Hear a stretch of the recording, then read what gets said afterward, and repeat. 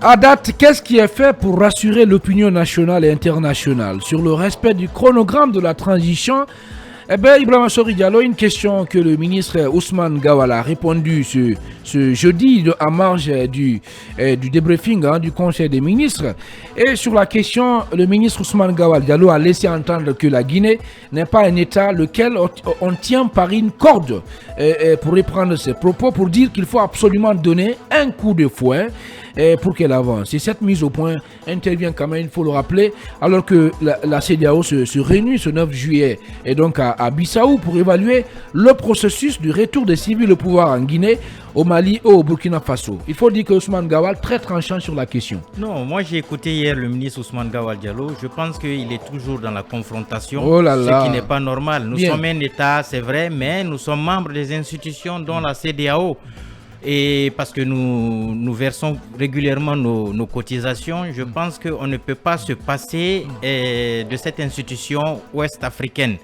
Et donc ce n'est pas normal. Et Ousmane Gawal Diallo aujourd'hui doit mettre de l'eau dans son vin et écouter les institutions, ces institutions auxquelles nous sommes membres. Nous ne pouvons pas nous passer de la CEDEAO.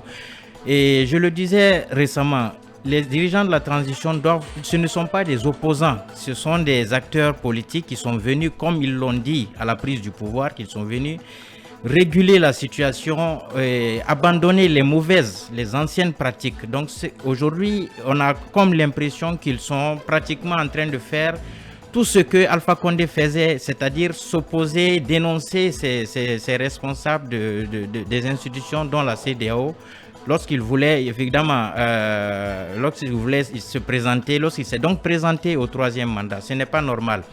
Et Ousmane Gawal Diallo qui porte aujourd'hui la voix du gouvernement, il doit pouvoir être docile, parler de façon diplomatique, puisque la CEDEAO c'est une institution et comme je l'ai dit, la CEDEAO n'a pas de moyens de pression en tant que telle, mais elle peut prendre des sanctions qui à la longue pourrait avoir des conséquences négatives sur la population. On a vu au Mali ici, bien que Assimi Goïta s'était obstiné à exécuter en tout cas l'accord qui avait été trouvé avec la CEDEAO. Après, on a compris qu'il envoyait des délégations vers cette même institution pour essayer de négocier. Pourquoi? Parce que les sanctions commençaient à avoir des conséquences, notamment au niveau de la population, et ce qui n'est pas de la population de ce pays. Donc, Ousmane Gawal Diallo doit revoir sa copie. Je ne sais pas s'il prend... mais Ibrahima Sori Diallo, j'ai envie de vous poser cette question. Ce qu'il a dit là, où est le problème là, ce qu'il a dit? Le problème, c'est que... Non, je vous pose la question. Oui. Il n'a fait que réitérer l'engagement du gouvernement à être respectueux du chronogramme de la transition. Oui, mais en montrant que la Guinée est un pays indépendant, qu'on ne peut pas nous mettre la pression, c'est ce qui n'est pas normal. La CEDEAO peut bien mettre la pression sur la Guinée parce qu'elle est membre. Il dit que la Guinée, notre pays, n'est pas un État lequel on tient par une corde pour dire qu'il faut absolument donner un coup de fouet pour qu'elle avance. Oui, ça revient à la même chose. Est-ce que c'était pas tout à fait légitime pour lui interpeller la CEDEAO pour dire que la Guinée est un pays indépendant? On est indépendant certes, mais on est membre d'une organisation auquel on a souscrit et auquel on doit respecter. Et aussi on est en transition. Et on ne peut pas se passer de la CEDEAO parce que même pendant les élections à venir, la CEDEAO est appelée à investir de l'argent, la communauté internationale est appelée à investir de l'argent.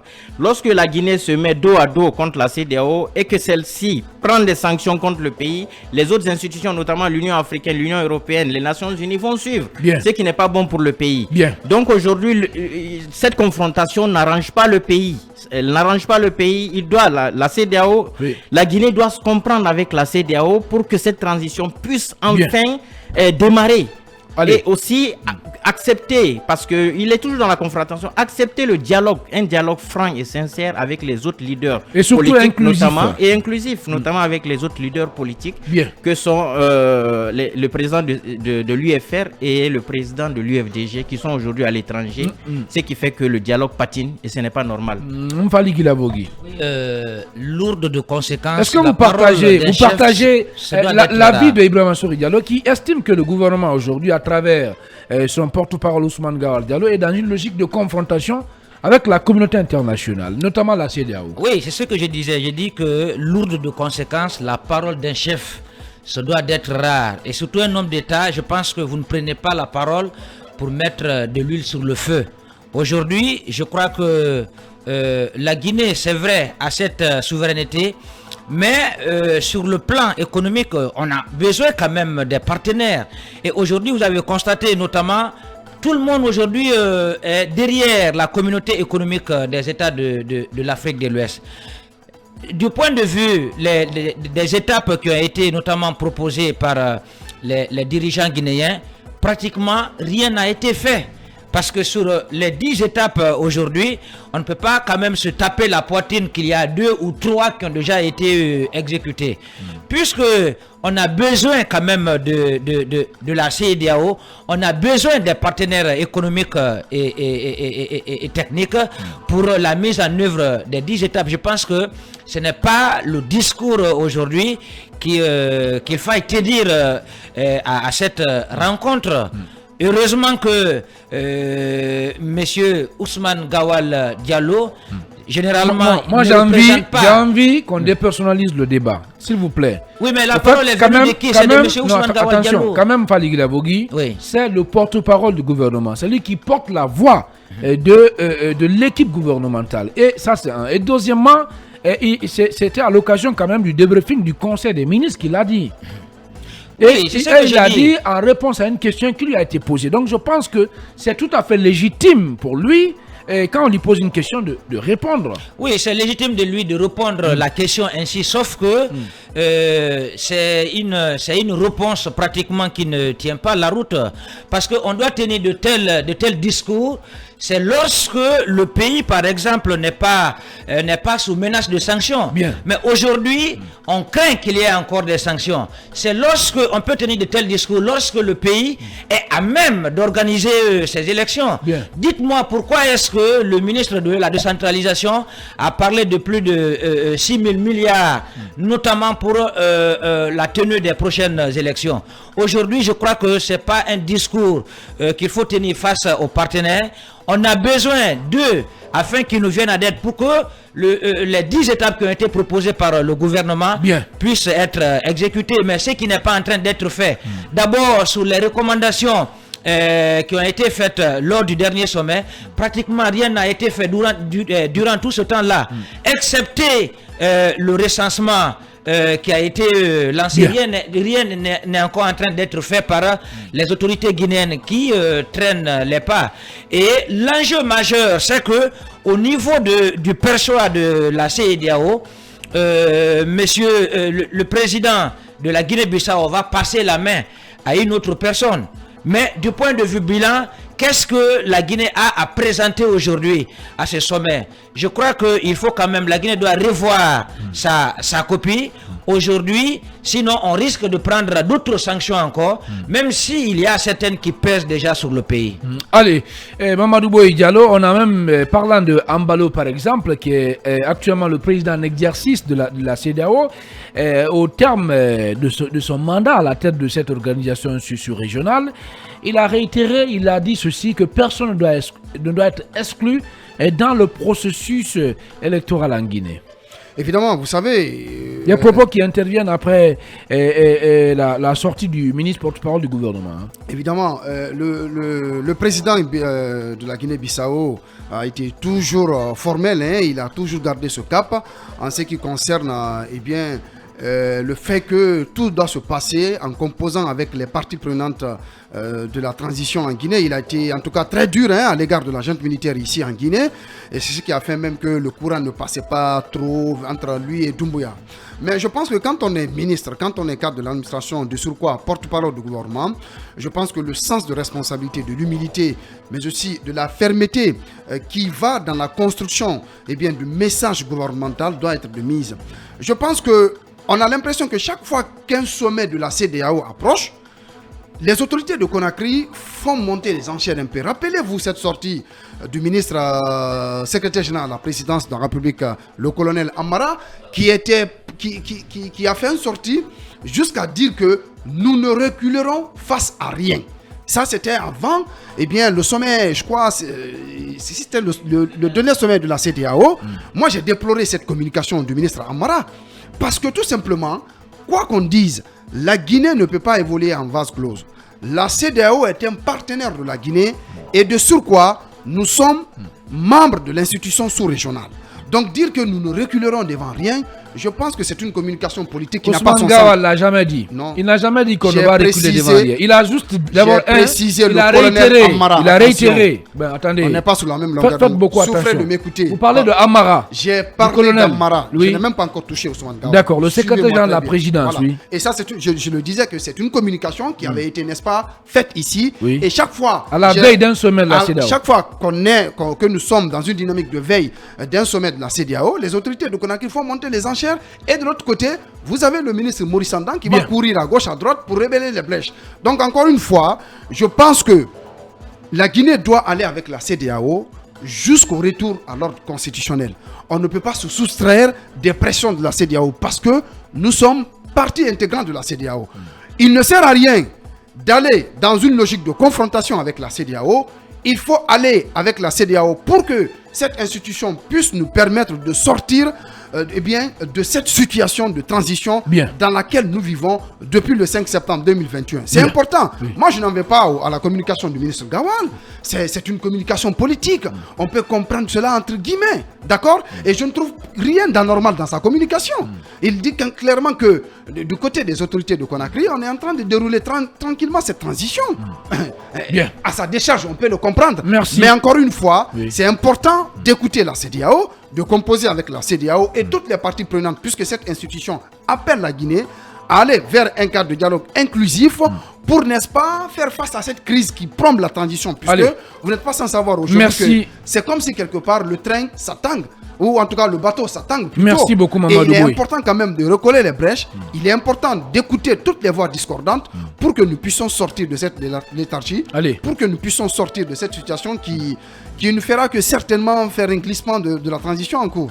Omar, est-ce que vous pensez aujourd'hui qu'il y a des efforts qui sont fournis, qu'il y a des actions qui sont posées par le gouvernement de la transition pour rassurer un peu l'opinion nationale et même internationale en ce qui concerne le respect du chronogramme de la transition? Et je pense que oui, ils sont en train de poser des actions, ils sont en train de faire des sorties médiatiques pour rassurer, pour dire qu'ils veulent l'inclusivité des uns et des autres, de revenir autour de la table de négociation.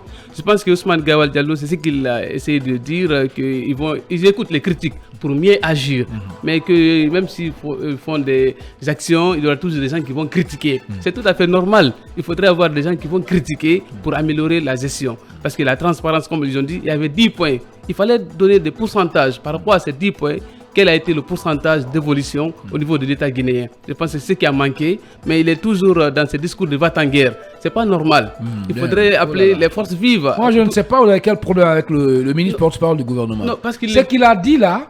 Enfin, je me demande en quoi voilà, ça peut s'inscrire dans une logique de confrontation. D'abord, moi, je pense quelque part, il réitère l'engagement des autorités à être respectueuse, n'est-ce pas, de la date qui a été donnée, surtout à la CEDEAO, et par rapport au calendrier de la transition. Mais je pense pas. Sauf qu'il dit que la Guinée ne peut pas accepter la pression. Non, la pression, il faudrait. Justement, c'est là le problème. Tu ne peux pas vouloir quelque chose et son contraire. Tu dis que tu veux respecter le délai de la transition, mais aussi la Guinée ne peut pas être un pays où on prend le foyer pour suivre. Donc, non, attendez, qu'est-ce qu'il a dit de contraire? Le porte-parole du gouvernement, il a dit quoi de contraire? Qu'est-ce qu'il a dit de grave? Non, à partir du moment où il dit que les gens seront toujours là pour critiquer, c'est normal de critiquer. Oui, non, il a rappelé, attendez, il ne faut pas escamoter ses propos, aller plus loin. Il a dit qu'il sait, il est conscient des critiques qu'on peut formuler, disons, à l'égard, à l'endroit du gouvernement, mais eux, ils restent zen, ils restent focus sur le déroulement, sur la mise en œuvre du calendrier de la transition.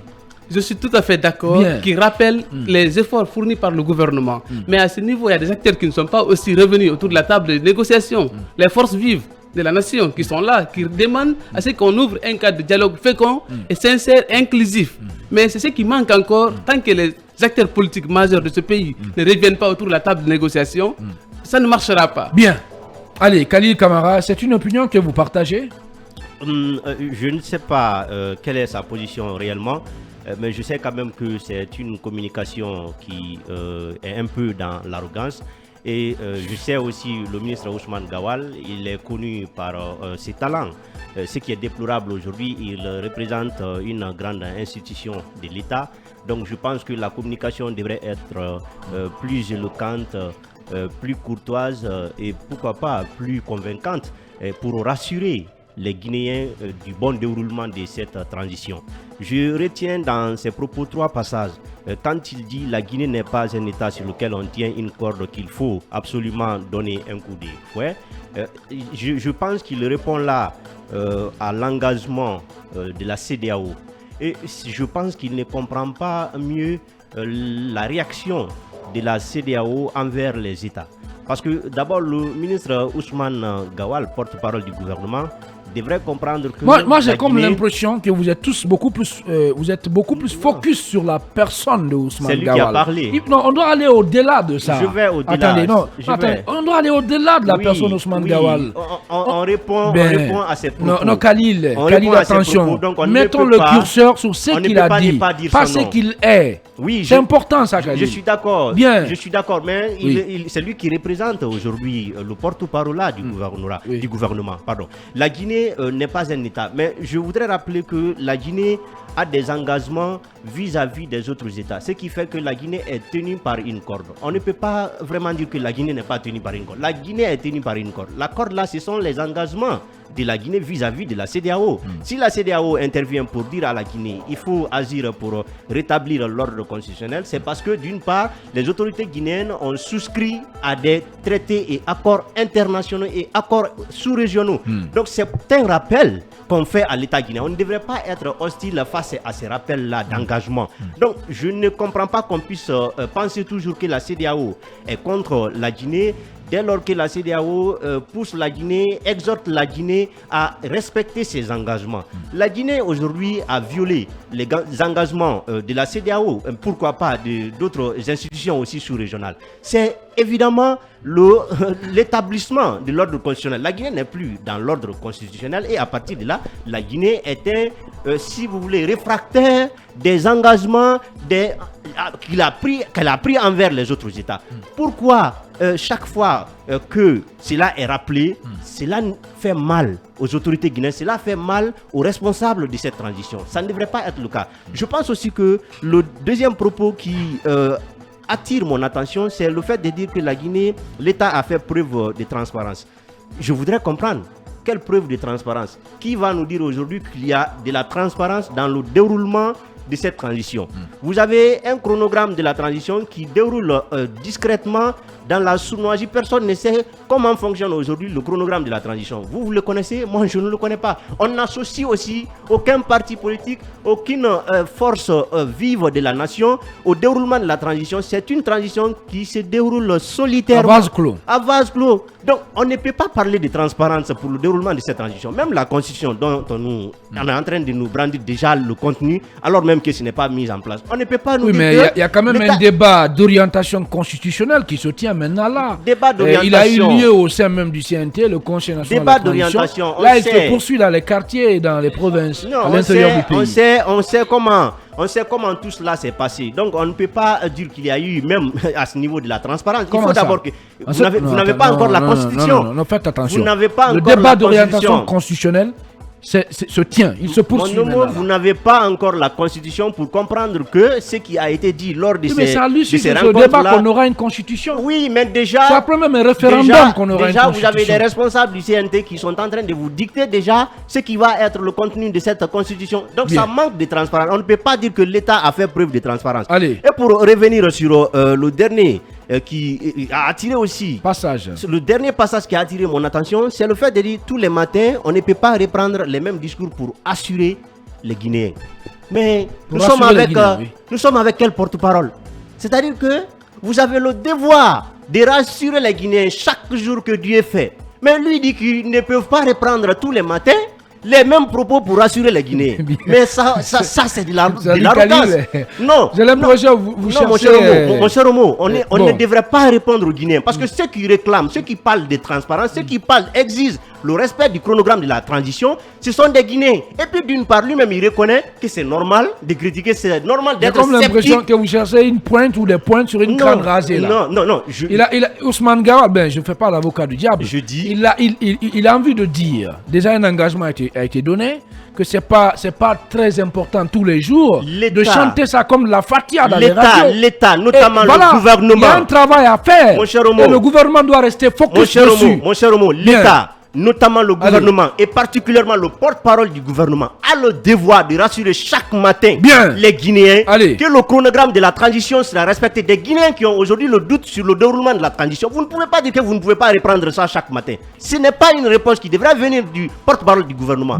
Essayez un peu d'être convaincant envers les Guinéens, d'être rassurant envers les Guinéens. C'est ce que nous attendons, surtout d'un porte-parole du gouvernement.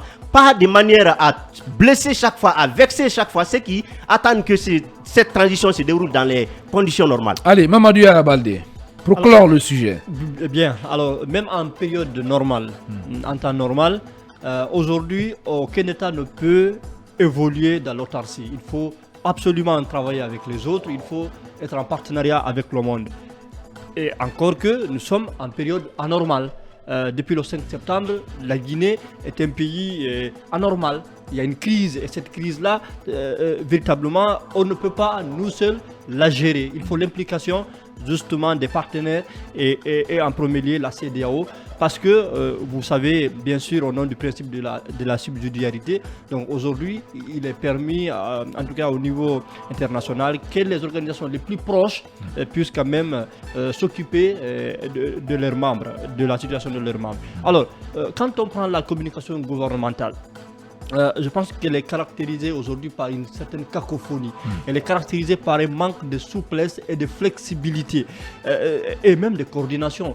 Je pense que cette communication gouvernementale, on devrait la repenser, on devrait la revoir parce que elle est d'abord destinée à direction de l'opinion nationale, de la Guinée, du peuple de Guinée, mais aussi à l'endroit également de nos partenaires, donc de la communauté internationale. Donc il faut peser et sous-peser les mots qu'on emploie, parce que tout peut faire l'objet d'interprétations dans les cercles et les cénacles politiques. Donc il faut faire très attention lorsque un responsable du gouvernement et de surcroît un porte-parole du gouvernement communique, parce que ça sera étudié et ça sera en tout cas interprété de plusieurs manières. Je pense que la Guinée, l'un des problèmes que nous avons, c'est qu'on aime s'inscrire dans une sorte de souveraineté parfois débordée ou qui n'a pas de sens. Oui, on aime en tout cas bomber le torse. Oui, nous sommes souverains, on n'est pas le seul État souverain. Attention. Merci. Donc il faut sortir de ce souverainisme, en tout cas béat, ou pour voir la réalité en face, comprendre que depuis la sortie de la Deuxième Guerre mondiale, les États ont décidé de déléguer une partie de leur souveraineté à des organismes aujourd'hui qu'on appelle avec le concept de multilatéralisme. Il faut faire avec ces organisations-là. Donc ces organisations-là ne sont pas contre les États ou la souveraineté des États. Merci. C'est eux-mêmes qui ont décidé de déléguer une partie de leur souveraineté. Allez, merci beaucoup Mamadou Arabalde.